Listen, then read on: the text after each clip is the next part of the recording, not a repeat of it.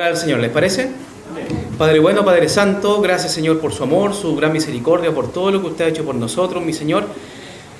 Le pedimos, Señor, que usted sea principalmente dando dirección, Señor, a cada estudio, a cada doctrina y a cada concepto, Señor, técnico e historia, Señor, que podamos contar acá.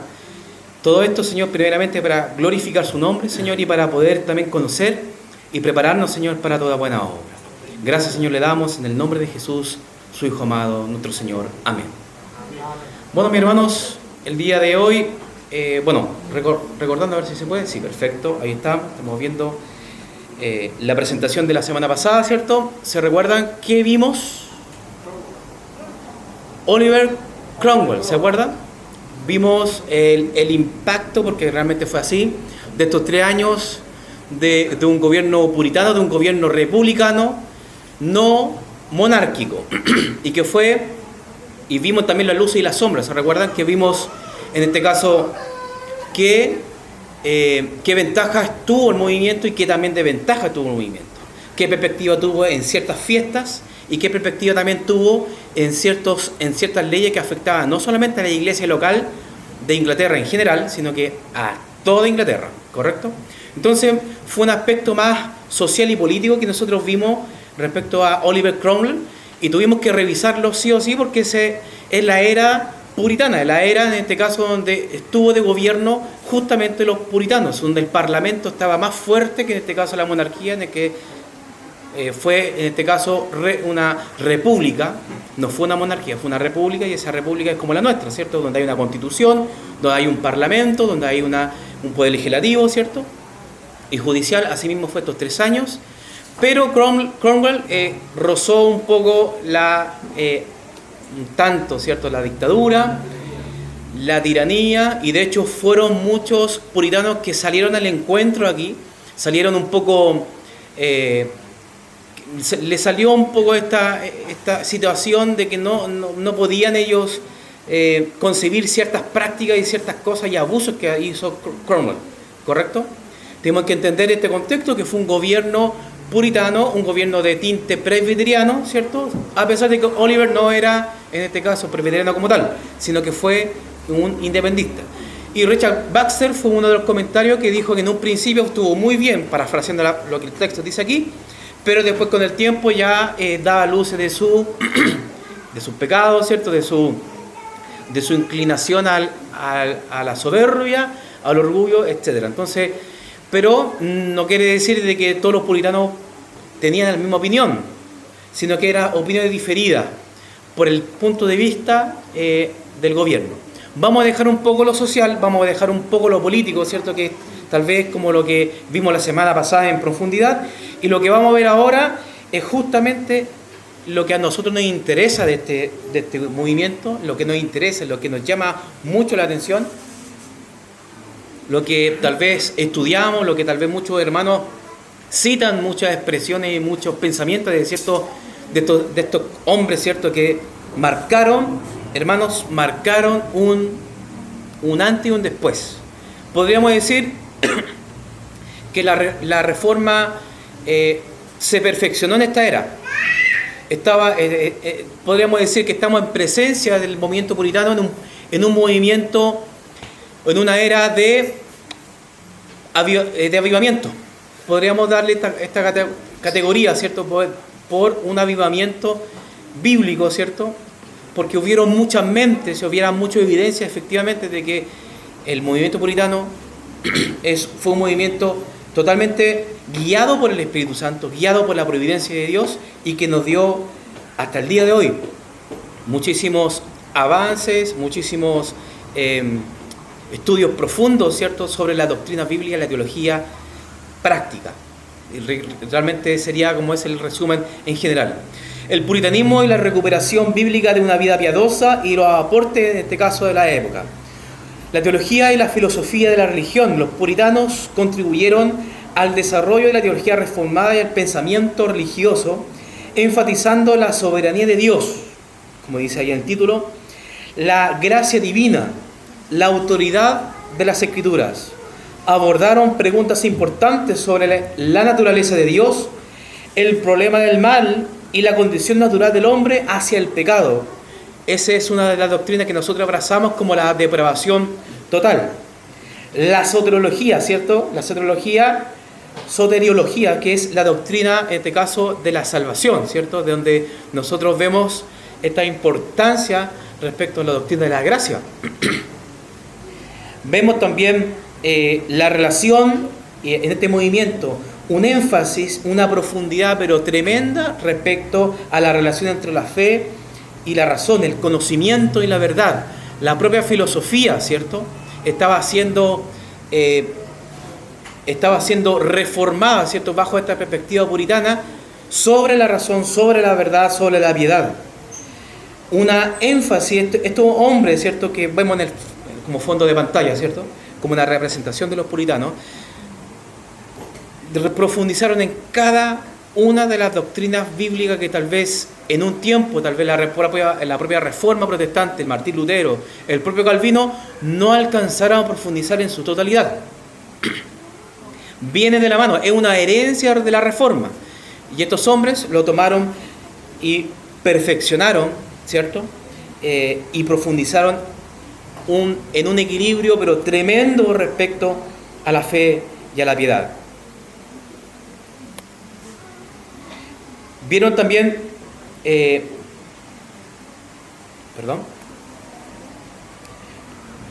profundizaron, ¿cierto?, en un aspecto de la epistemología, ¿cierto?, aunque no se centraron en esta misma rama, ¿cierto?, como los otros filósofos de la época.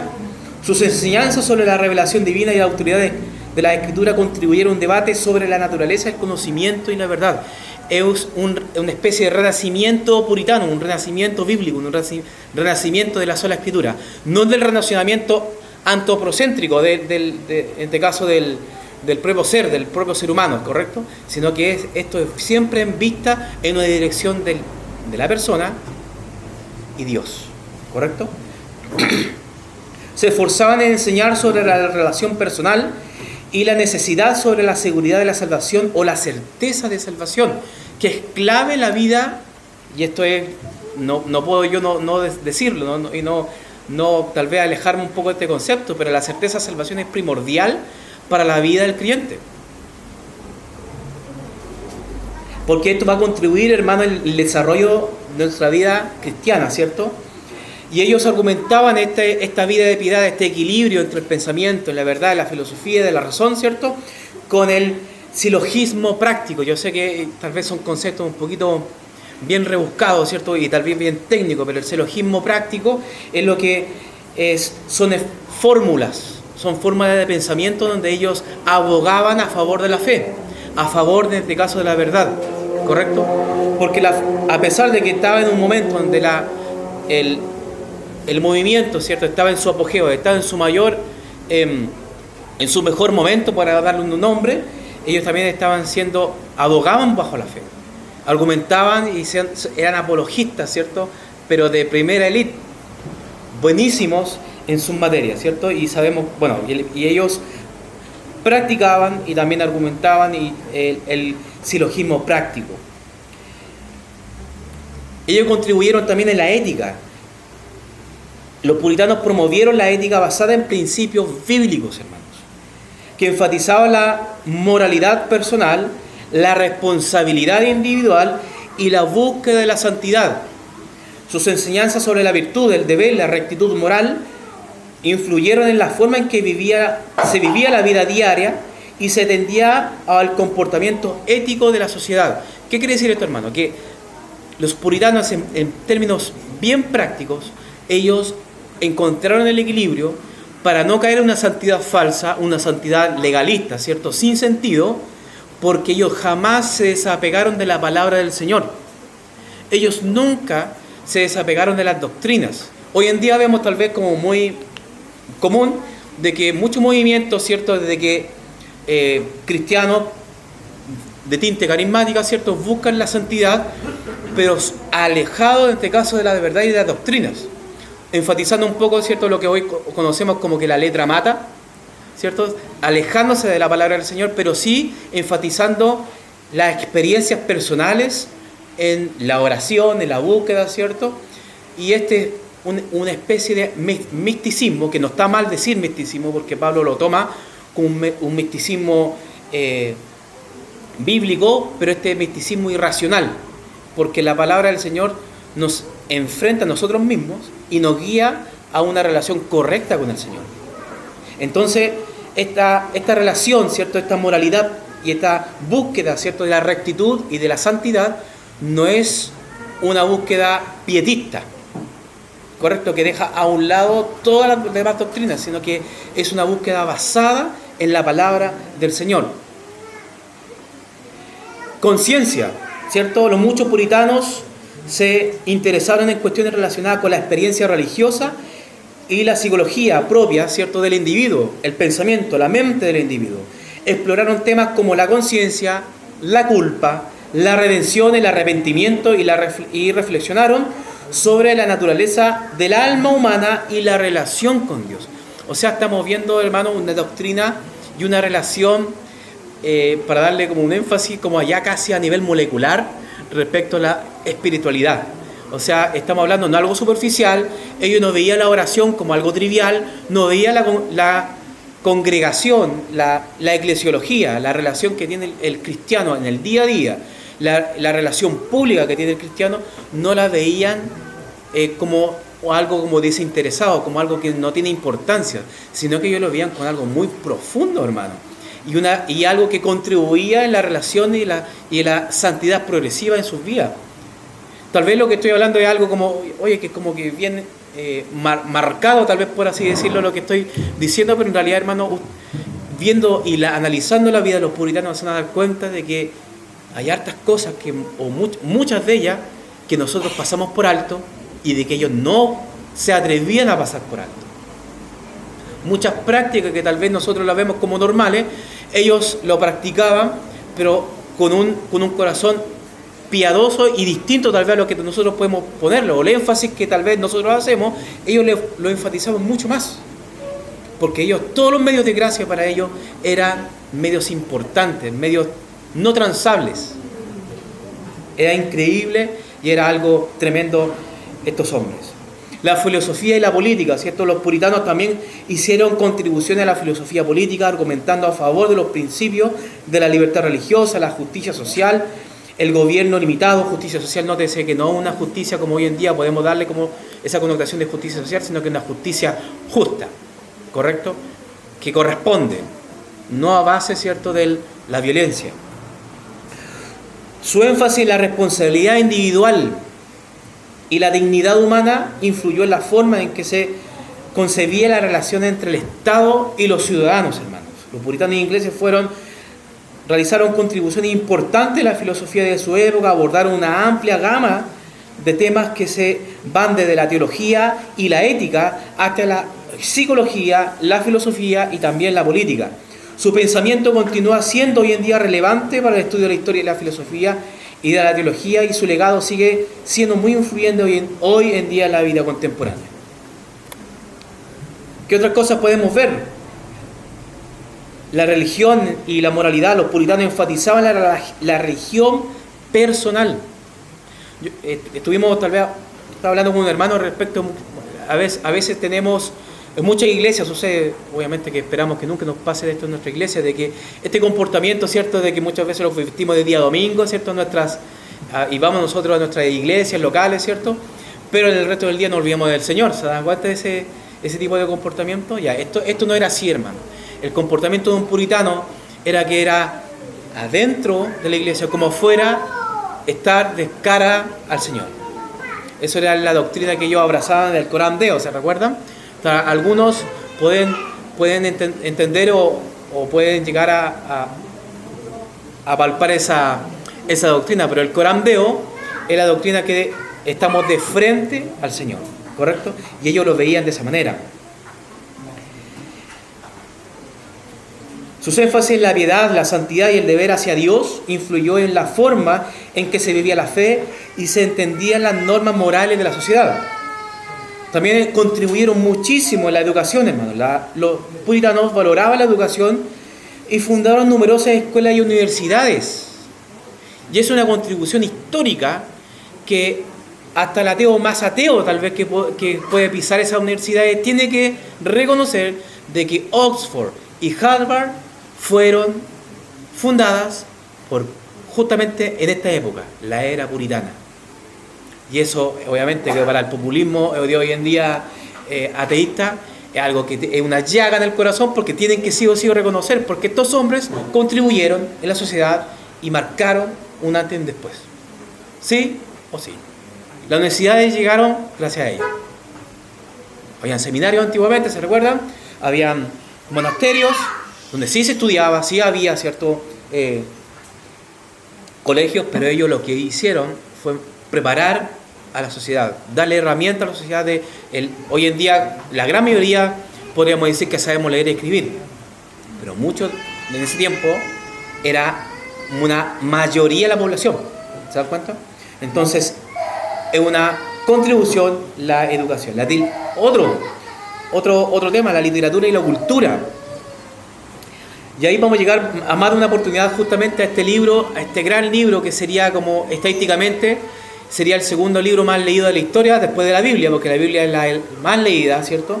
Que es justamente obras literarias puritanas como El Progreso del Peregrino, escrito por John Bunyan, y continúan siendo influyentes en la literatura cristiana y la cultura en general. Los puritanos también promovieron una cultura de lectura y de estudio de las escrituras, lo que contribuyó al desarrollo de la alfabetización y la educación en general. Hermano, una clave, y yo creo que es algo que se lo voy a compartir, a ver si el pastor se lo puede compartir en el grupo, y de hecho uno de los puritanos, últimos puritanos del siglo, que fue Packer, decía, no podemos concebir, y el movimiento puritano no podía concebir a alguien que no leyera las escrituras, alguien que no se preparara en toda la materia, alguien que no tuviese un libro en las manos. Eso fue la clave, ¿cierto?, de estos, y tal vez, en una acción tal vez tan natural, ¿cierto?, voy a verlo así, de tomar un libro, de tomar la Biblia, de tomar, ¿cierto?, para prepararnos teológicamente, ellos era esto pan de cada día, no era de vez en cuando. Por eso hubo cambios, hermanos, porque estos hombres hicieron cambios. Amén. Bueno, el impacto global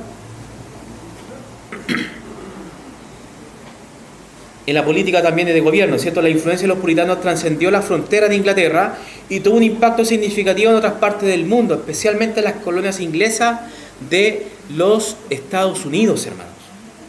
Su énfasis en la libertad religiosa y la autogobernanza contribuyó al desarrollo de la democracia y los derechos civiles de los Estados Unidos.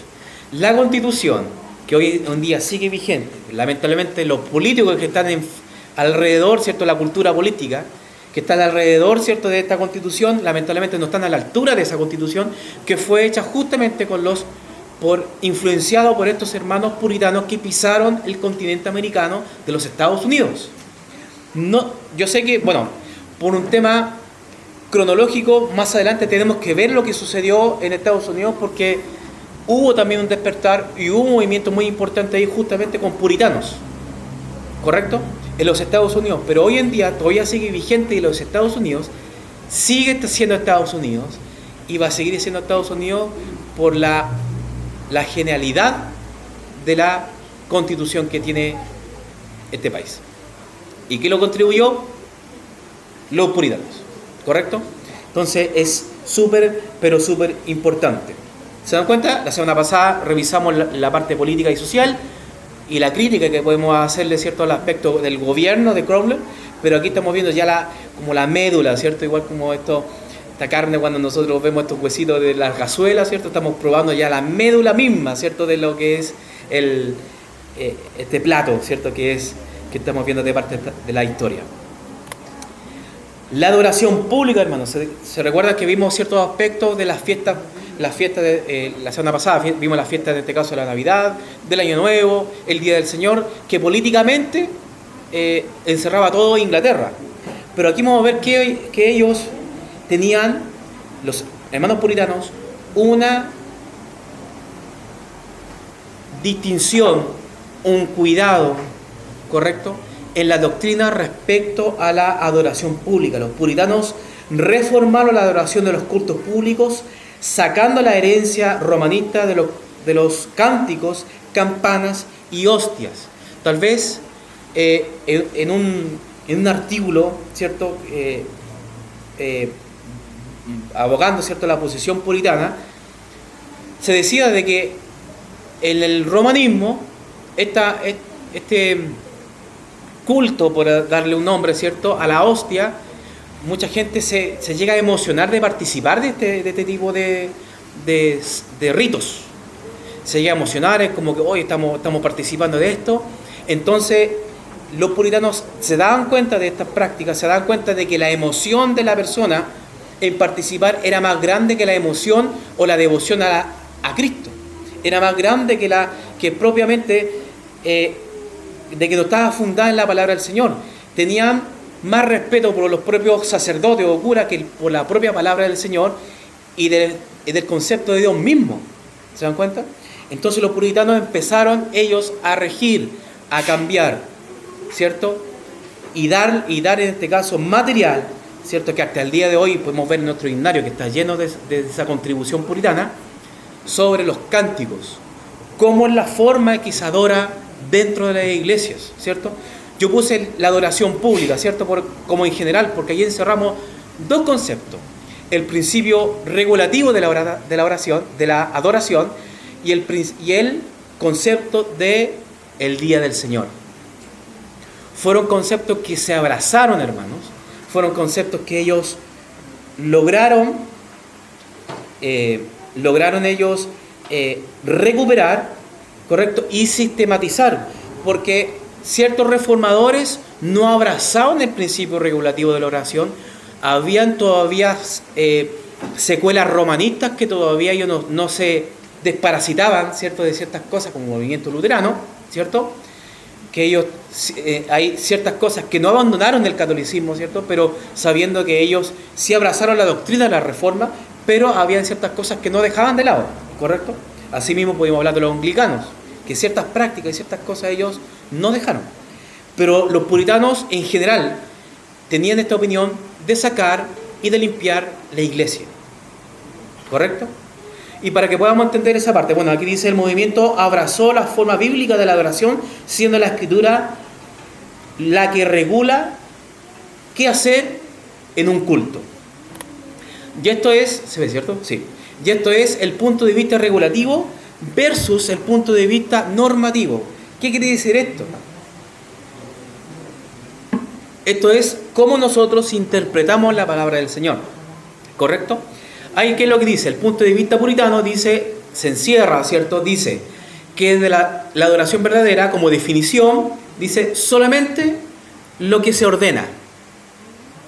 Y que está afuera, la adoración falsa, cualquier cosa que no se ordena, ¿correcto? O sea, nosotros nos regulamos por lo que dice la palabra del Señor y hacemos lo que dice la palabra del Señor. ¿Se dan cuenta? Ahora, ¿qué es el punto de vista anglicano? Que el punto de vista, que en realidad tuve que sacar ese extracto, pero en realidad no es que el punto de vista anglicano, sino que el anglicanismo abraza el principio normativo, que es otro tipo de punto de vista, de interpretación. Dice, ellos encierran la adoración verdadera, lo que se ordena más cualquier otra cosa que no esté expresamente prohibido. ¿Se dan cuenta? O sea, si la palabra del Señor no me dice que no lo haga, yo lo puedo hacer, según el punto de vista normativo. Pero el punto de vista regulativo es más tajante y regula esa parte, ¿correcto? Se hace lo que dice la palabra del Señor, y lo que no dice, no se hace, ¿correcto? Y ellos, el punto de vista en este caso normativo, dice que la adoración falsa es solamente lo que se condena. Entonces, bajo el punto de vista normativo, tenemos una cantidad de cosas que se abrazaron en el romanismo, una cantidad de rituales, ¿cierto?, sin sentido, cánticos que hasta el día de hoy son inaudibles o no se podría ni siquiera entender porque están en latín y la gente no entiende lo que se está diciendo, ¿correcto? Pero el principio normativo regula la forma de adorar, la forma de orar, la forma de adorar al Señor en un culto privado, en el culto público y de forma privada, cómo orar, ¿cierto?, al Señor, cómo llegar a la salvación, una cantidad de cosas, pero impresionante. El día del Señor lo guardamos la pura mañana, que muchas iglesias no lo estamos condenando, pero vemos esta parte que es efectivamente una verdad. Muchas iglesias, ¿cierto?, guardan solamente la mañana y después están todo el día en la casa, ¿cierto?, y ven esta parte normativa de la adoración, ¿cierto? Pero nosotros por eso estamos acá guardando el día del Señor. ¿Se dan cuenta? Y por eso no tenemos una orquesta gigante, ¿cierto? O una cantidad de coristas tal vez que se podría optar a tener, pero en realidad no lo vemos en la Escritura y por eso cuidamos esa parte. ¿Correcto? ¿Por qué? Porque los puritanos quedaron hasta aquí con el romanismo. ¿Cuántas cosas tenía el romanismo aditivos, ¿cierto? Es como si tuviese pulga, hermano, dentro de la iglesia, porque en realidad, ¿cómo se saca esa plaga que llegó a adornar? No adornar, sino de hecho a entorpecer, en este caso, la adoración bíblica. ¿Correcto? Porque eso jamás fue ordenado en la Escritura. ¿Amén? Es difícil hablar de estas cosas, hermano, porque en realidad es doctrina.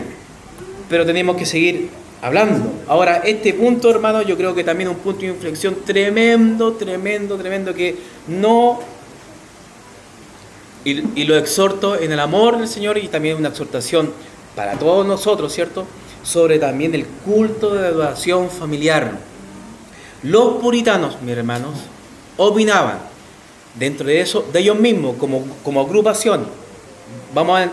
Ya estamos entendiendo ya que existían ya 3 grupos, ¿cierto? Pero el común en general de ellos decían y opinaban que los que no hacían el culto familiar se podrían decir de que ellos aún no están convertidos. Textualmente. Atentamente, John Owen. Es tremendo, por eso, es historia, pero tenemos que dar un pequeño revisión de esto, ¿cierto? La razón principal de la creación de los catecismos era la exposición de la palabra en el hogar, hermanos. Estos catecismos que estamos viendo nosotros ahora con el pastor, que fue en 1680, ¿cierto? Por Hercules Collins, no Phil Collins, hermano. Y fueron principalmente el catecismo, la práctica del catecismo fue para verlo en la familia y en la iglesia.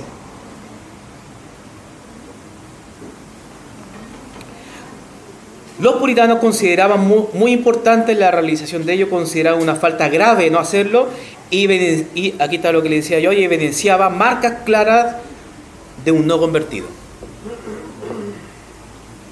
Bueno, y tal vez caiga como anillo al dedo respecto a lo que dijo el pastor en la mañana, ¿no? Hablando de la posición de un varón, un llamado también para nosotros, hermanos. ¿De qué es la responsabilidad? Ayúdanos, Señor, amén. Del varón. La visión puritana en la vida cristiana. Y esto es justamente un libro que justamente se llama de esa manera. Y permíteme leer, hermanos, a continuación esa fracción.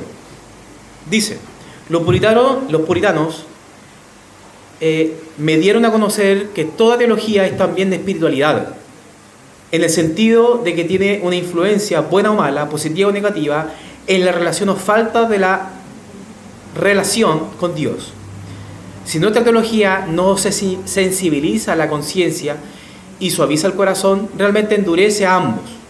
Si no promueve un compromiso de la fe, reforzará la indiferencia de la incredulidad.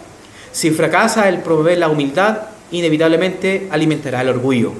Así que uno que teologiza en público, ya sea en púlpito, en el estrado, en el escritorio o informalmente en el sillón, debe pensar bien acerca del efecto de sus pensamientos tendrán en el pueblo de Dios y en otras personas.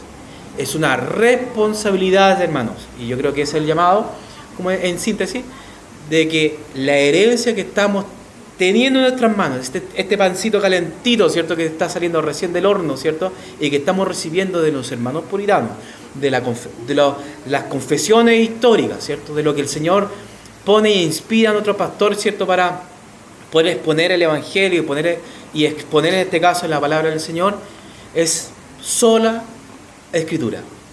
Y eso es la doctrina que ellos, los puritanos, abrazaban.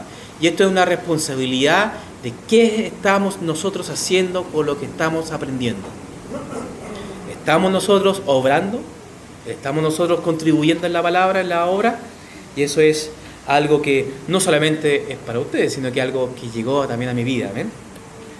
Pero algo, un ejemplo inevitable, ¿cierto?, que podemos ver en estos hombres, de que fueron excelentísimos hombres de Dios. Pero no por obras. Ellos llegaron a tener este equilibrio, pero preciso. Porque si era por obras, ya no abrazaban la sola fide. ¿Correcto? Sino que ellos llegaban a un legalismo. Y tampoco tenían que separarse mucho, ¿cierto?, de la santidad, porque si no se entraría en un antinomianismo. ¿Correcto? Pero bueno, algunos puritanos, teólogos puritanos reconocidos, hermanos, yo sé, hermanos, de que aquí me faltó una lista completa. Esta lista, ¿cierto?, yo elegí estos 4, ¿cierto?, pero no por un gusto personal. Bueno, en realidad sí, 2 de ellos sí, pero 2 de ellos, sí, no, 3 de ellos, sí. Igual. No, pero a mí me gusta mucho, por lo menos yo dejé afuera para sentirme como desplazado, ¿cierto?, o que yo me hice daño yo mismo. Richard Baxter no está aquí, ¿correcto? Bueno, Jonah Wesley está. Thomas Watson también está. John Bunyan, sí, ahí lo tenemos. Jonathan Edwards. Pero Jonathan Edwards tenemos que dejarlo para el siguiente siglo, por hermano. ¿Sí? En realidad, el enojón Jonathan Edwards, nada más, los dejo ahí. De que no era muy sonriente el hombre, pero el enojón de Jonathan Edwards, o el temperamental Jonathan Edwards. Bueno, John Flavel, Thomas Brooke, Jeremiah Burroughs, no sé cómo se dice, Burroughs, Richard Savis, William Perkins, ¿correcto? Y muchos más, hermanos, que no sé, que son algunos tal vez que se me vinieron a la mente, pero en realidad este es el tema. Ahora, dentro de esto siempre hay una pregunta como bajo el punto de vista del concepto de la mentalidad o psicología, o de la lógica, perdón, no psicología, de la lógica matemática. ¿Quién fue el primer puritano? Yo es lo primero que me hice la pregunta, ¿cierto? Y si hay registro de esto, hermano, se identifica como John Hooper, ¿cierto?, como uno de los primeros propulsores del puritanismo inglés. Fue un líder protestante durante la Reforma inglesa y abogó por una mayor pureza y reforma dentro de la Iglesia de Inglaterra. Sin embargo, es importante tener en cuenta, hermanos, que los puritanos como grupo cohesivo y bien definido no surgieron hasta más tarde del 1550 en adelante. ¿Correcto? Eso fue posterior. También otro posible candidato es Thomas Cartwright.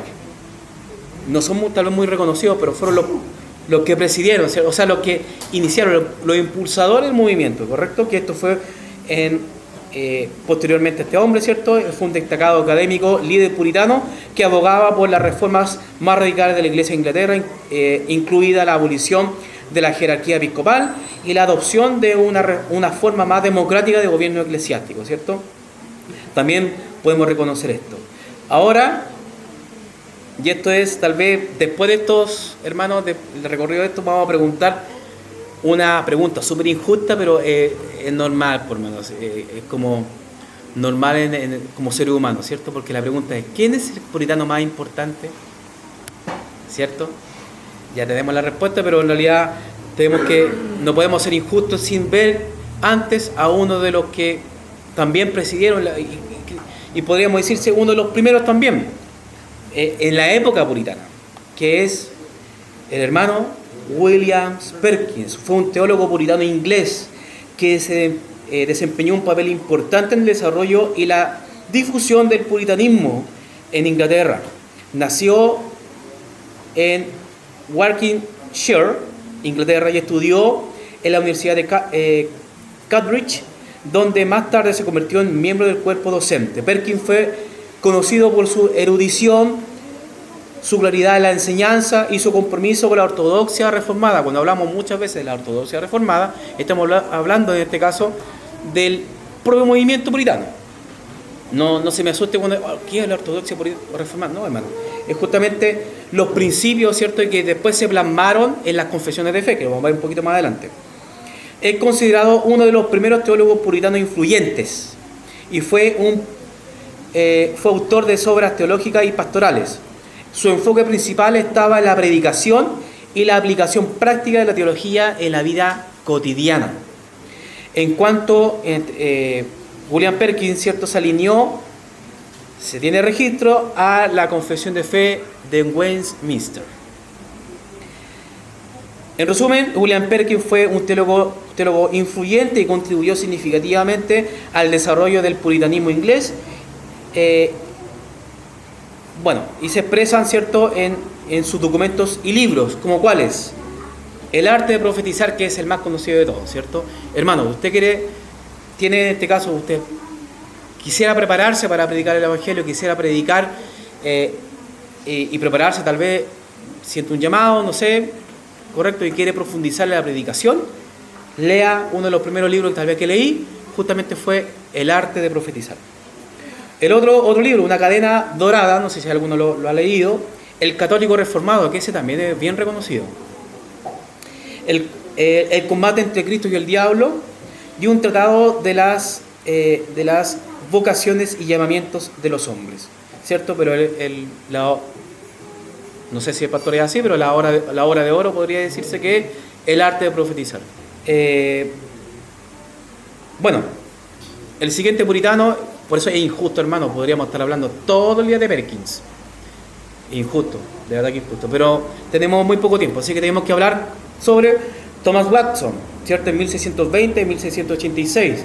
Fue un destacado predicador, escritor puritano, y es conocido por sus sermones y tratados devocionales que abordan una amplia gama de temas teológicos y prácticos. Watson fue un ministro congregacional durante el periodo de la restauración inglesa desde la Guerra Civil. En cuanto, en este caso, a la confesión, solamente se tiene registro, no sé si hay alguna otra opinión, pero se dice que se adiciona a la confesión de fe de Westminster. Libros, ¿cierto?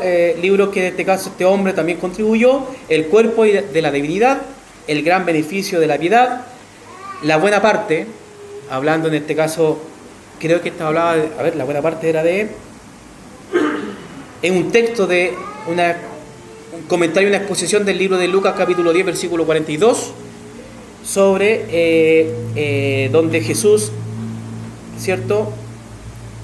10:42, y habla explorando el significado de buscar a Dios y la manera genuina de cómo podemos hacerlo en nuestra vida diaria, ¿cierto? El ejemplo en este caso de María. Es tremendo ese libro.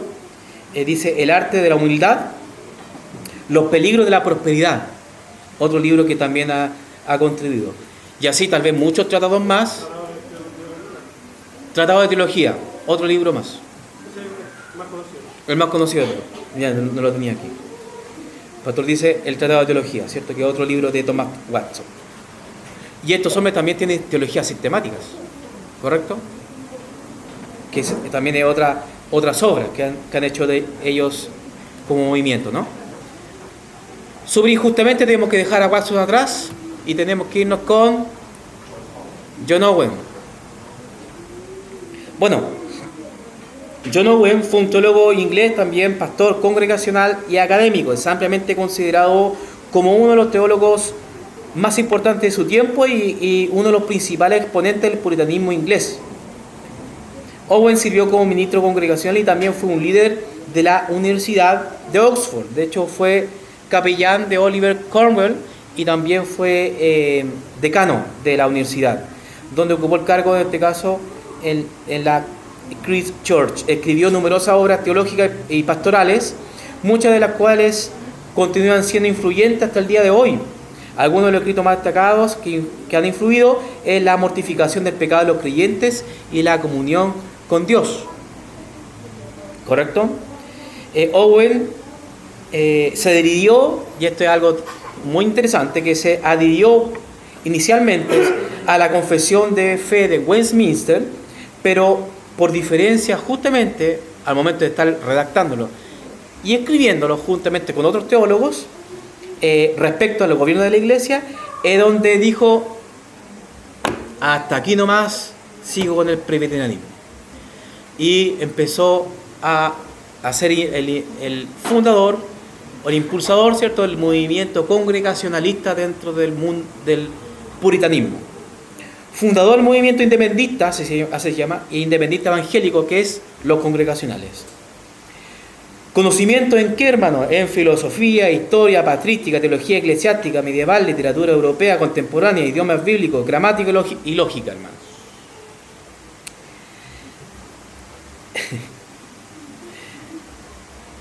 Owen estaba pasando un momento de madurez en su teología. Inicialmente condenaba a la iglesia anglicana diciendo que era peor que Roma, y fue una cuestión importante al momento de definir el tipo de gobierno que se desarrolló en la asamblea. Pero el transcurso del tiempo fue más conciliador en tiempos difíciles que vivía Inglaterra. Como todo, pues, hermano, inicialmente Owen tenía el hacha en las manos, ¿cierto? Era un carácter bien fuerte cuando llegaba, sobre todo con temas doctrinales, pero después con el tiempo su corazón empezó a ser tratado por el Señor y empezó también a ser más conciliador, no tan tajante, ¿correcto? Y sobre todo en el contexto que vivía Inglaterra, que estaba en la guerra civil. Recordemos que estamos dentro de este tiempo, ¿cierto?, donde estaba Oliver Cromwell gobernando, ¿correcto? No fue hasta llegar a revisar el gobierno de la Iglesia cuando Owen se decidió salir de la suscripción de la Confesión de Fe de Westminster y abrazar el congregacionalismo. La razón principal era no estar de acuerdo en un gobierno presbiteriano y la posición de la Iglesia-Estado. Es un tema, hermano, que nosotros tenemos que revisarlo posteriormente, y más de una vez, de que el Estado y la Iglesia, cuando están juntos, ¿cierto?, no pueden estar juntos. Vemos que hay una diferencia, hay un distintivo independentista, tanto bautista como congregacional, ¿correcto? Bueno, y esto marcó el inicio, ojo con esto, hermano, el inicio y el impulso de las iglesias congregacionales por un lado, y el movimiento de los bautistas reformados, con John Owen, ¿cierto? Owen estaba, bueno, como ya hemos dicho, ¿cierto?, se desuscribió de Westminster y dijo, y les quiero leer tal vez lo que el diccionario de Oxford de la Iglesia Cristiana define el congregacionalismo. Dice: el congregacionalismo es aquella forma de gobierno de la Iglesia que se basa en la independencia y la autonomía de cada iglesia local. Considera representar el principio de la democracia en el gobierno de la Iglesia. Este tipo de gobierno eclesiástico afirma seguir el principio de la creencia fundamental de que Cristo es la única y solamente la cabeza de su iglesia. Y para términos prácticos, hermanos, nosotros podemos decir a esta afirmación que sí, que en cierta manera estamos de acuerdo, y no en otra. Y eso más adelante nosotros vamos a verlo.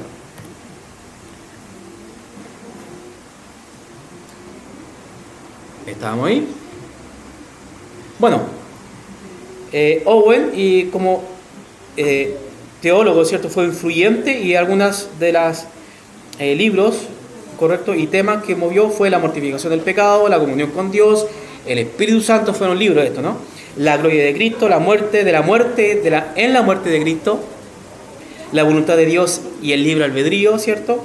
Una exposición al arminianismo, que es muy bueno y fenomenal, y la distinción entre los deberes de los pastores y los miembros, que este fue base y que fue un puntapié, ¿cierto?, a la confesión de fe de Saboya. ¿Correcto? De hecho, el libro, la distinción entre los deberes de los pastores y los miembros, fue el puntapié después para esta confesión también bíblica. Otro grande, ¿cierto?, que podemos ver, que es John Bunyan, o Bunyan en realidad, parece que la pronunciación correcta, 1628-1688, ¿cierto?, fue su muerte, un año antes de la gloriosa 1689. Pero bueno, John Bunyan fue un predicador y escritor puritano inglés, ampliamente conocido por su obra literaria más famosa, que es El progreso del peregrino. Bunyan pasó por periodos de turbulencia personal incluyendo su servicio al ejército durante la Guerra Civil Inglesa y su posterior conversión al cristianismo. Bunyan no recibió educación formal, se convirtió en un predicador puritano autodidacta y devoto. Su predicación y escritura reflejan una profunda convicción religiosa y una comprensión viva de las escrituras. Además, El progreso del peregrino, Bunyan escribió numerosos sermones, tratados y otras obras, incluyendo La Guerra Santa, La vida y la muerte del Señor Malo, o Mr. Mal, o no, Mr. Devil, y La gracia abundante para el principal de los pecadores. Él se adhirió, hermanos, en este caso, en ese tiempo todavía no estaba escrito, pero fue de doctrina y denominación bautista, ¿correcto?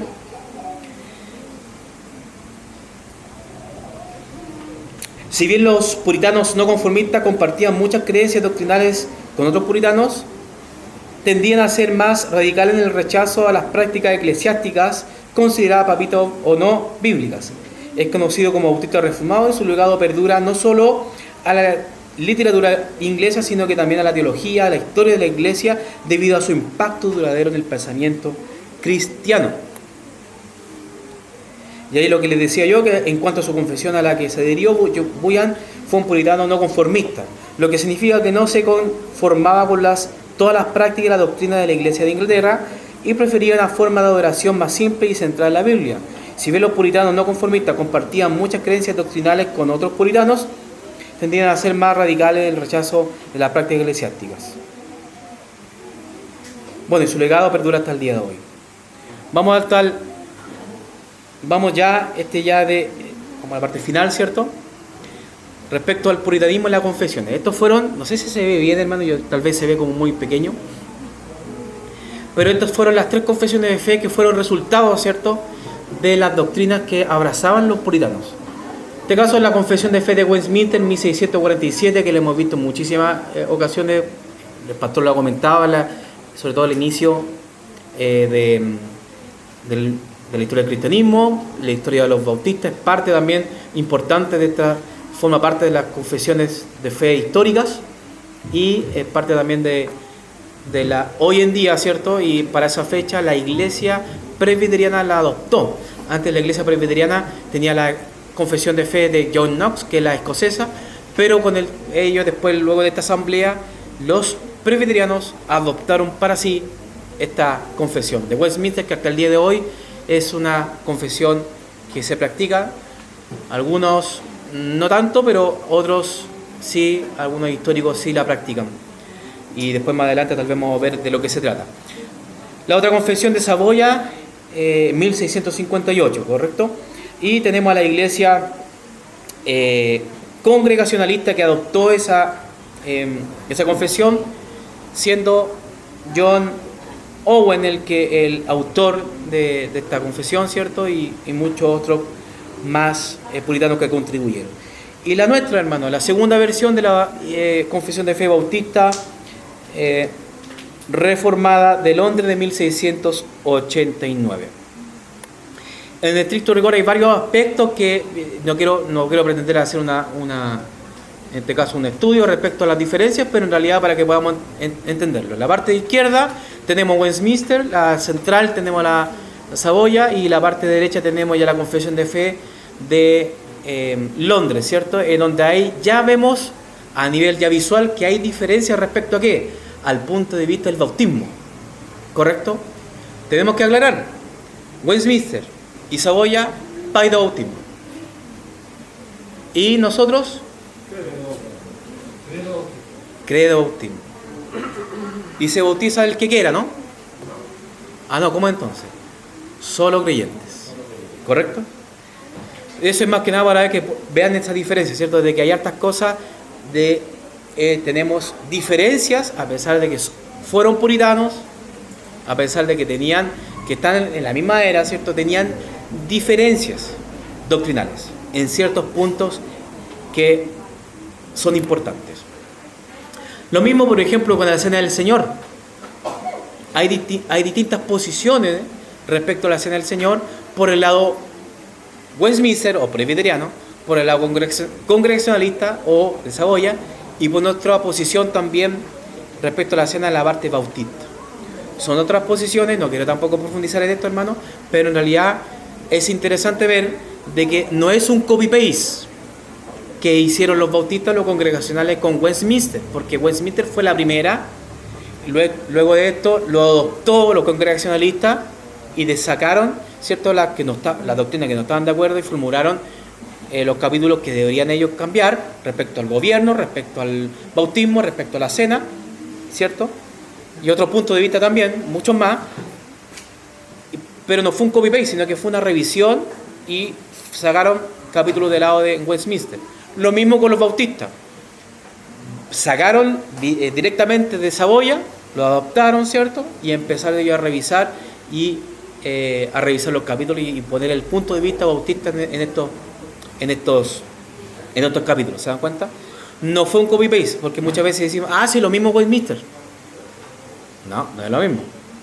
Hay hartas cosas técnicas, en lo técnico, en lo teológico, que no son iguales y que no son los mismos. Pero hay otras cosas que sí son, ¿correcto? No veamos el vaso medio vacío, sino medio lleno, ¿correcto?